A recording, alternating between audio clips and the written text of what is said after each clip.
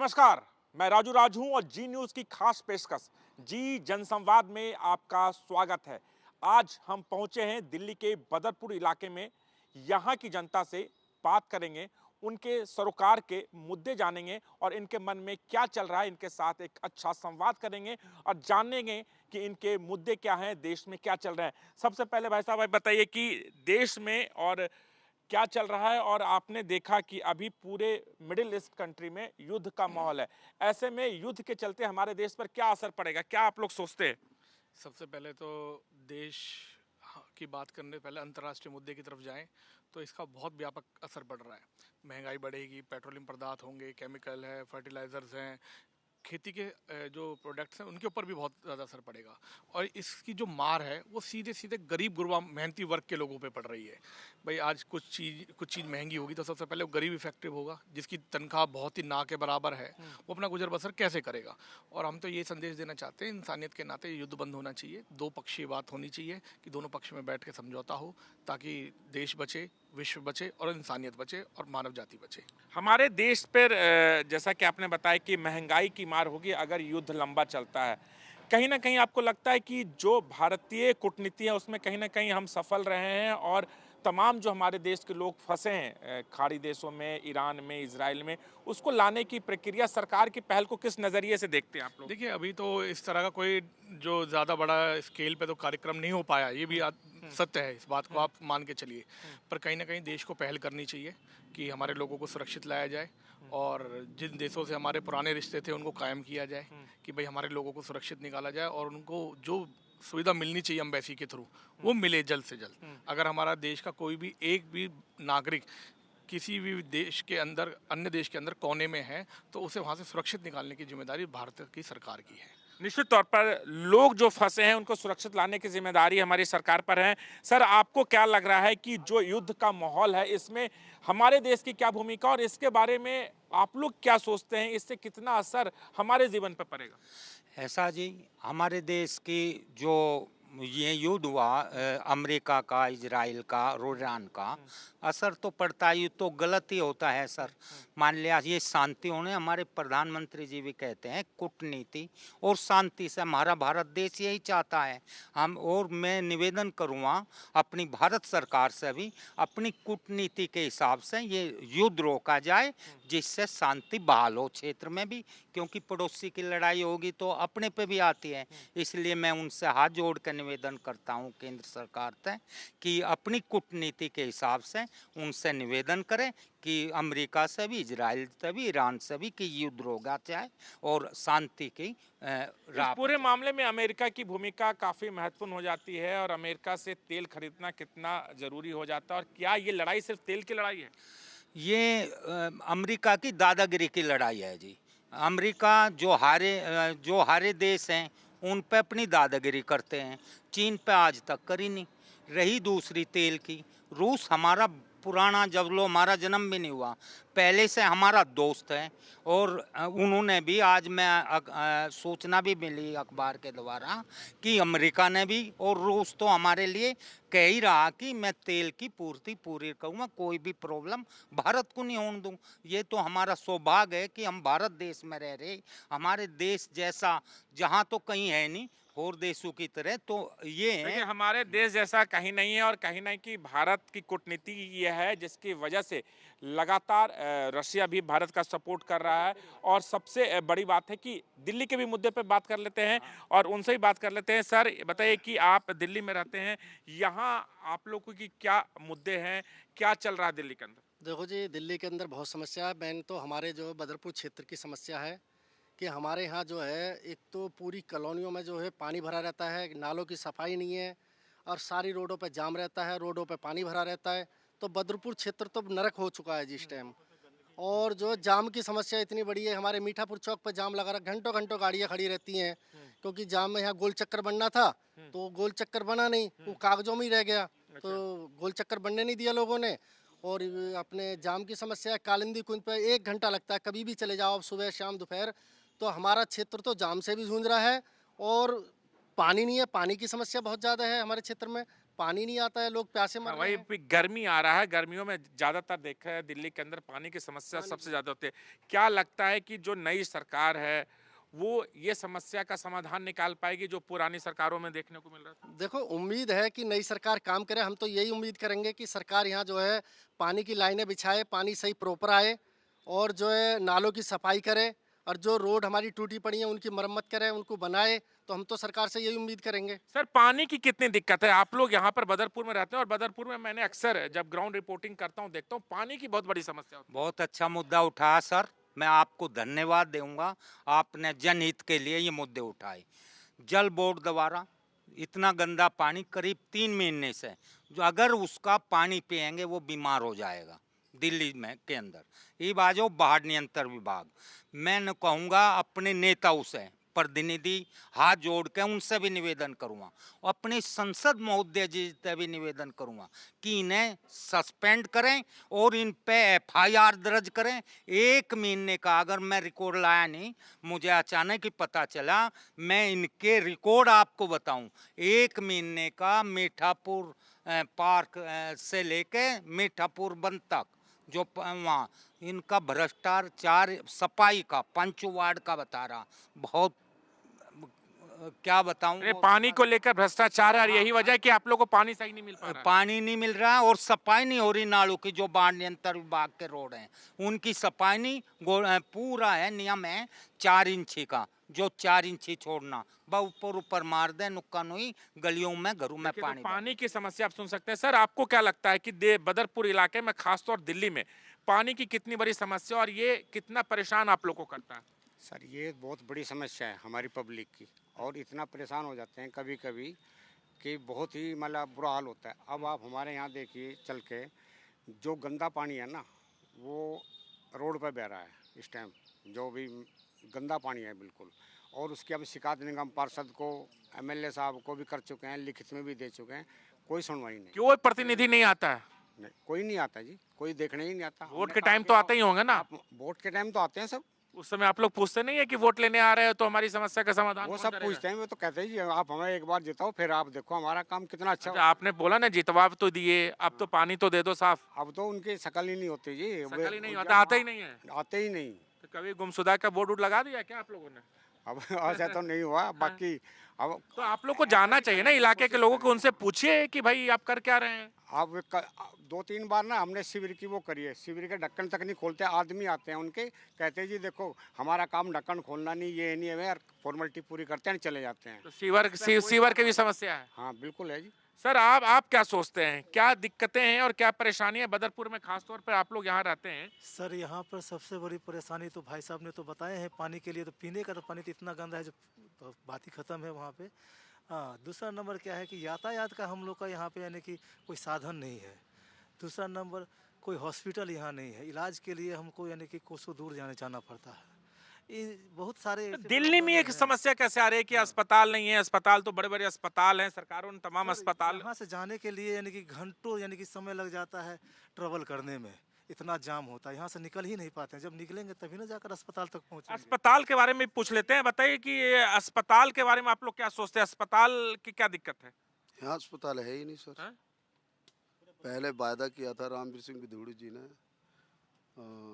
School road पे कि यहाँ एक हॉस्पिटल होगा, वहाँ पे नारियल भी फूटे, पर वहाँ आज तक कुछ भी नहीं है, कूड़ा घर है वो। अच्छा, नारियल कब फूट गया था? सन 2012। 12 से लेकर हम आज 26 में आ गए हैं, अभी तक तो क्या अभी तक कुछ नहीं पता। कुछ नहीं। अस्पतालों की क्या दिक्कत है सर? सर, मेडिकल सुविधा के नाम पे कुछ भी नहीं है। मोहल्ला क्लिनिकों को दोबारा रीपेंट करके अयोग्य मंदिर बना दिया, पर उस मंदिर में भी किसी को कोई प्रसाद के नाम पे जो दवा मिलनी चाहिए वो मिलती नहीं है। सन 2007 में आदरणीय रामवीर विधूड़ी जी यहाँ विधायक थे, शीला दीक्षित जी की सरकार थी, दोनों ने मिलकर नारियल फोड़ा था 60 बेड का अस्पताल देंगे। पर जब वो आरटीआई में खुलासा हुआ तो जच्चा बच्चा केंद्र था, पर जच्चा बच्चा केंद्र भी नहीं बना, और आज वो कूड़े का ढेर इतना है उसमें कि लोग उस कूड़े को ढेर के देख के अपना इलाज अपनी आंखों से अपना आप कर लेते हैं। सर, ये स्थिति है क्षेत्र की। निश्चित तौर पर अस्पतालों की दिक्कत है, खासतौर पर बदरपुर इलाके में जहां की जनता परेशान है। आप लोग को क्या लगता है कि यहाँ पर अस्पताल, पानी की दिक्कत है और क्या समस्या है? साफ सफाई की सबसे बड़ी समस्या है। साफ सफाई की सबसे बड़ी समस्या साफ सफाई की होती है, पूरे लेकिन सरकार का तो मकसद है कि स्वच्छ भारत बिल्कुल। हाँ? लेकिन ऐसा कुछ नहीं हो रहा है। अच्छा, कुछ नहीं हो बदरपुर रहा। इलाके में ऐसा कुछ नहीं हो रहा ना। हाँ, और क्या समस्या है आप लोग को? पानी है। देखिए सबसे बड़ी बात है कि यहाँ पर जो परेशानी है लोगों की अस्पतालों को लेकर है, सड़कों को लेकर है और तमाम ऐसे मुद्दे हैं जिनसे हम जानने की कोशिश करते हैं कि ये लोग, आप युवा हैं और बताइए कि यहाँ पर आप लोग को क्या दिक्कत होती है, क्या परेशानियाँ होती है, क्योंकि दिल्ली के अलग अलग मुद्दे हैं। आप क्या सोचते हैं, क्या चल रहा है देश में? सर एक तो ट्रांसपोर्ट की बहुत बड़ी दिक्कत है इस क्षेत्र में। अगर आप 9 बजे हमारा कॉलेज का टाइम है तो हमें 8 बजे निकलना पड़ता है। यहाँ से ऑटो लेते हैं तुगलकाबाद तक जाते हैं तो उसका 20 रुपये किराया है, आते हैं तो 20 रुपये किराया है, प्लस जाम में वाला अलग रहते हैं। डीटीसी में तो स्टूडेंट के लिए पासेस सर, भी होते DTC हैं, फ्री बस होता है। आए तो यमुना पार तो आती नहीं, यहाँ नहर पार तो आती नहीं है। अच्छा। अगर आएगी तभी तो बच्चा जाएगा। बच्चा रहता है गड्ढा कॉलोनी में, बच्चा रहता है मीठापुर में, बच्चा रहता है हरिनगर जैतपुर पार्ट 2 में, कैसे आएगी आप बताइए ना। ऑटो लेने के लिए जाना पड़ता है। समस्या सर है सर, कोई समाधान नहीं है। हमने सांसद दे दिया, हमने विधायक दे दिया, हमने पार्षद दे दिया, हमने काउंसलर दे दिया, हमने एफडीएमसी का हेड दे दिया, कुछ नहीं है। सब आते अपनी झोली भरते चले जाते हैं। मरता कौन है? पब्लिक मरती है, स्टूडेंट मरता है। आज एनटीपीसी की ज़मीन देख लो, कितनी बड़ी ज़मीन है। एक हॉस्पिटल बन जाएगा, एक कॉलेज बन जाएगा, लेकिन कुछ कोई नहीं है कहने वाला। तो इसके पीछे वजह क्या मानते हैं, क्यों इन समस्याओं का समाधान नहीं निकलता? जब हर साल 5 साल पे चुनाव होते हैं और ये राजधानी दिल्ली है, कोई दूर दराज के राज्य नहीं है जहां पर समस्याएं होती है तो वैसे ही रहती है। दिल्ली में हर कुछ सुना जाता है, हर कुछ देखा जाता है। सर देखिए, एक होता है माइंडसेट काम करने का, वो माइंडसेट है नहीं यहाँ पे। ठीक है, समस्या सर पब्लिक के साथ इतनी है, करने वाला कोई है नहीं। पब्लिक एकदम जहर झूमर घूमती रहती है। अब इतना जाम लगता है, अभी लबकुश पे आप खुद ही आए होंगे, कितना जाम लगा है आप बताइए ना। कहने वाला तो कोई है ही नहीं। पब्लिक क्या कर सकती है? पब्लिक सर 9 to 5 जॉब करेगी या नेता के जाके कार्यालय में चक्कर लगाएगी? नेता जीतने के पहले जीतने से पहले तो बोलेगा हम आपके साथ हैं, लेकिन उसके बाद कार्यालय में नहीं दिखेगा, टाइम देगा। तो जनता क्या कर लेगी? जो जिसकी दाढ़ी 500-600 रुपये है, वो 40 रुपये दिन का दे देगा तो उसे बचेगा क्या सर? आप ये खुद बताइए ना। तो एक ट्रांसपोर्टेशन की दिक्कत है, ट्रैफिक की दिक्कत है। अच्छा, देश के मुद्दों को हम बात कर लेते हैं। इस देश के अंदर क्या चल रहा है? आप देख रहे हैं खाड़ी युद्ध भी चल रहा है, मिडिल ईस्ट की कंट्री एक दूसरे से युद्ध लड़ रही है, अमेरिका भी उसमें शामिल है, इराक, इजराइल, तमाम देश शामिल है। हमारे देश पर क्या असर पड़ेगा? इसको एक युवा दिल्ली का, एक देश का एक युवा लड़का क्या सोचता है इसके बारे में? सर देखिए, युद्ध से तो कभी किसी का भला नहीं हुआ। हमने भी अभी युद्ध लड़ा पाकिस्तान से, तो ऐसा तो नहीं है कि हमारा भी कुछ ना हुआ हो। हमारा भी कुछ हुआ है, हमारे भी कुछ सैनिक मरे हैं, शहीद हुए हैं। तो सर युद्ध से किसी का फ़ायदा नहीं है। लेकिन मेरा कहने का मतलब ये है कि जो गलत है, अब अमेरिका है वो हर जगह अपनी पावर दिखाता है। कभी हमारे पे भी तरफ दिखाई, जब हमारा युद्ध हुआ कि टैरिफ लगा दूंगा, ये कर दूंगा, वो कर दूंगा। तो ये सब चीज़ें गलत है। जब पावर ऑफ मोशन एक कंट्री के पास रहता है ना, तो ये दिक्कत हो जाती है। अब देखिए ईरान एक, आप ये सोचिए, सोर्स ऑफ नेचुरल पावर है, उसके पास क्रूड ऑयल अच्छा है, तो उस पर हक जमाने के लिए ईरान अमेरिका अपनी बात कहता है। क्यों? क्योंकि ईरान अमेरिका का साथ नहीं देता है। क्यों नहीं देता है? क्योंकि वो एक अलग मोशन ऑफ पावर के साथ है, इसलिए। भारत की भूमिका को लेकर क्या कहना चाहेंगे? सर भारत की भूमिका बहुत अच्छी है, जियोपॉलिटिकल बहुत अच्छा चल रहा है, ऐसा कोई दिक्कत नहीं आ रही। लेकिन हाँ, कुछ जगह पे मैंने सुना है कि वहाँ से लोग आ नहीं पा रहे हैं इंडिया, या वहाँ पे जो कंसल्टेट नहीं कर पा रहे हैं, तो वहाँ पे थोड़ा सा एम्बेसडर को थोड़ा ध्यान देना चाहिए, और भारत सरकार को भी, विदेश मंत्रालय को भी थोड़ा ध्यान देना चाहिए। देखिए, निश्चित तौर पर तमाम ऐसे लोग हैं, कुछ और लोग हैं, उनसे जान लेते हैं। आप यहीं रहते हैं? जी, क्या दिक्कत और क्या परेशानियां हैं आप लोगों की? यहाँ जाम की समस्या बहुत है। हर सुबह निकलते हैं जो ड्यूटी वाले, उनके लिए इतनी घंटों जाम। यहाँ से कालिंदी कुंज तक पहुँचने में कम से कम 1 घंटा लगता है प्रतिदिन। और कोई काम ड्यूटी करने वाला जाता है तो कम से कम 1 घंटे में पहुँच पाता है। इतनी जाम की समस्या है। और आवारा पशुओं की भी समस्या है हमारे इलाके आवारा में। पशुओं से क्या दिक्कत परेशानी हो रही है? आवारा पशु रोड पर दौड़ते हैं। देखिए, निश्चित तौर पर एक बड़ा मुद्दा इन्होंने उठाया कि आवारा पशुओं, क्योंकि आवारा पशुओं को लेकर कई बार अलग अलग चीज़ें चली हैं, लेकिन उसका समाधान कुछ नहीं निकला है। आपको क्या लगता है कि बदरपुर और ख़ासतौर दिल्ली के अंदर क्या चल रहा है और आप लोग के मुद्दे क्या हैं? अगर आप दिल्ली में रहते हैं तो क्या सोचते हैं कि ये चीज़ें हो तो शायद दिल्ली की तकदीर बदल जाए? यमुना की सफाई को लेकर हो, पॉल्यूशन को लेकर हो, गर्मी आ रही है, पानी की समस्या आएगी। सबसे बड़ी समस्या है सर, जो गौ माता हमारी घूम रही है ना भटकती हुई, वो हगीज खा रही है। हगीज खा रही है सर वो, और कोई नेता उसकी खबर नहीं लेता। दूध निकालते हैं लोग, छोड़ देते हैं, आप साफ सफाई करेंगे अपने घर के आगे, वो निकलेगी लैट्रिन करती हुई चली जाएगी। गोबर नहीं करती वो, जब भूसा मिलता ही नहीं तो गोबर कहाँ से करेगी वो हगीज खा रही है। तो सबसे बड़ी समस्या गाय की है। पर डे यहाँ पे 10 से 5 लोग हॉस्पिटल में होते हैं। क्या वजह क्या वजह यही है, गाय सांड लड़ते हैं, वो उसके शिकार हो जाते हैं। जनता शिकार होती है और कोई एक्शन एमसीडी हो चाहे हमारा कोई प्रतिनिधि है वो भी कोई नहीं सुनता हमारी। हम लोग गाय की सेवा भी करते हैं। सबसे हमने गौशाला का मुद्दा उठाया था, एमपी साहब से, बोला ये तो मुमकिन ही नहीं है, यहाँ नहीं बनवा सकते गौशाला। लॉ एंड ऑर्डर को लेकर आप लोग क्या सोचते हैं? लॉ एंड ऑर्डर भी एक बड़ा मुद्दा है राजधानी दिल्ली के अंदर, वो भी जान लेते हैं। लॉ एंड ऑर्डर को लेकर आप लोग क्या सोचते हैं? सर लॉ एंड ऑर्डर तो कुल मिला के वैसे ठीक है, बाकी बहुत कमियां भी हैं बहुत ज़्यादा। अच्छा। हाँ, तो उसके बारे में बार बार ये अनाउंसमेंट तो करते हैं कि हम ये करेंगे वो करेंगे, करता होता कुछ नहीं है इसके बारे में। अच्छा। कुछ नहीं कर पाते। कानून व्यवस्था ठीक है ना? कुल मिला के दिल्ली पुलिस सही काम कर रही है ना? कर रही है, लेकिन सर हमारे इलाके का तो बुरा हाल है, क्योंकि यहाँ तो ओ जोन में पड़े हैं और जो भी नेता जब इलेक्शन होते हैं ना कहते हैं हम वो जोन से निकाल देंगे, लेकिन वो जोन आज तक ख़त्म नहीं हुआ, क्योंकि उससे सबकी आमदनी हो रही है यहाँ पर। लेकिन लॉ एंड ऑर्डर को लेकर भी सवाल उठ रहा है। लॉ एंड ऑर्डर को लेकर क्या कहना चाहेंगे सर? प्रशासन की तरफ से सही अपनी विस्तृत है। अगर कोई भी उनसे संपर्क करता है वे कानूनी कार्रवाई करते हैं। भाई जी कह रहे थे जिस विषय में नहीं जानकारी है, ओजोन का मतलब है जो दलदल है, क्योंकि यहाँ पे उनका मैटर ही नहीं, ये क्राइम का है। क्राइम में जहाँ प्रशासन को आदेश, जैसे नशा, हमारा क्या है नशा उस पर कार्रवाई जहाँ जहाँ भी 1-2 बार हमने भी छापे लगवाए वे वो हुए। रही जो हम पुलिस प्रशासन को बोलते हैं, वे आवाज़ सुनती है। रात को 2 बजे तक मैं फ़ोन करता हूँ, फोर्स आती है। भाई जहाँ समस्या है वो प्रशासन को कहो, नहीं माने तो तब है मान लिया कार्रवाई, हमें बताओ, हम भी वो करेंगे। तो अच्छा, यमुना की सफाई को लेकर हर साल ये मुद्दा उठता है देश के अंदर और हाँ। दिल्ली के अंदर कि भाई यमुना साफ हुई कि नहीं, तमाम वादे किए जाते हैं। और दूसरा पॉल्यूशन को लेकर क्या लगता है कि जिस तरीके से यमुना के सफाई के काम चल रहा है उससे दिल्ली की जनता संतुष्ट है और कब तक यमुना साफ हो पाएगी? राजू जी आपने बहुत अच्छा मुद्दा उठाया और मैं आपके जी न्यूज को धन्यवाद देता हूँ। आप छोटी छोटी बात भी बूझते हो, मैं बहुत आपसे संतुष्ट हूँ। ये बाजो इसके 14/1/2019 को माननीय एनजीटी की प्रिंसिपल कमेटी के चेयरमैन यूपी सिंह के नेतृत्व में श्रम मंत्रालय में मीटिंग हुई थी जी। उसमें सफाई ऐसे यमुना का भी था, सफाई का, जब से मान लिया ओजोन का भी था, हमारा 6 लाइन था, इको पार्क थी, 5 मुद्दों पे वो थी, उसमें उपस्थित मैं था जी वहाँ पर। उसमें सफाई के नाम पे कोई भी सरकार आ जाओ जी, कोई भी जीरो है जी। कोई भी अपनी ईमानदारी तक कार्य नहीं करता।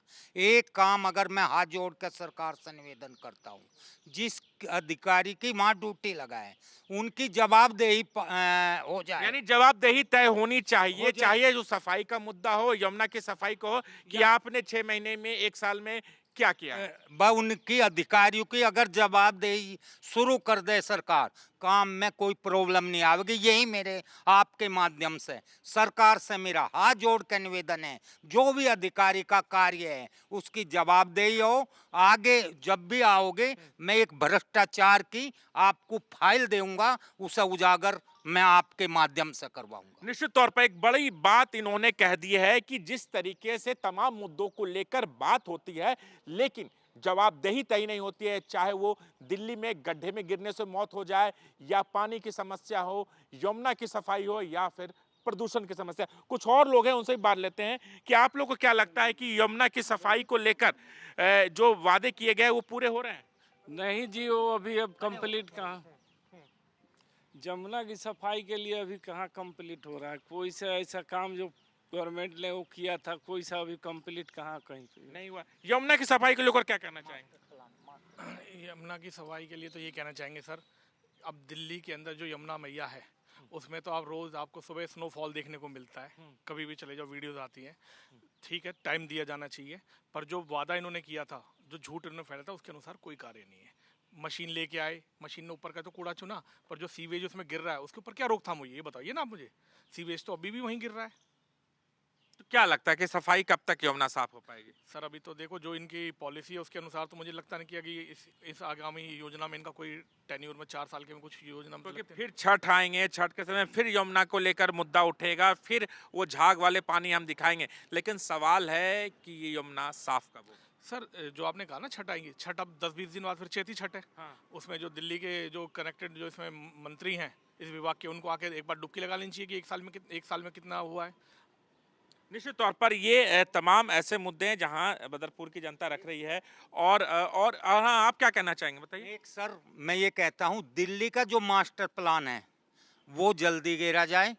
केंद्र सरकार से निवेदन है, क्योंकि ऐसा मेरा शहरी विकास मंत्री और डीडीए का 2023 में सियासी कोर्ट में उन्होंने मुझे 1 महीने का टाइम दिया था सियासी कोर्ट में कि हम जो दिल्ली के ज़मीन मालिक हैं उनसे हमने वो रिकॉर्ड लिए हम 1 महीने के में सम्मिलित कर लेंगे जी। फिर ऑर्डर आया, अब तक 26 हो गए जी मेरे पर, अब तक मास्टर प्लान नहीं पड़ा। तो आपके माध्यम से केंद्र सरकार को मैं निवेदन करूँगा मास्टर प्लान घेरा जाए जनाब। मास्टर प्लान पे कार्य दिल्ली के शुरू हो जाएंगे, ये तो मेरा निश्चित तौर पर ये अपील है। और निश्चित तौर पर बदरपुर की जो जनता है, चाहे वो लोकल मुद्दे हो, देश के मुद्दे हो या फिर अंतर्राष्ट्रीय मुद्दे हो, तमाम मुद्दों से लेकर जी न्यूज़ से बातचीत की और बताया कि किस तरीके से इन समस्याओं का समाधान सरकार के जरिए निकाला जा सकता है।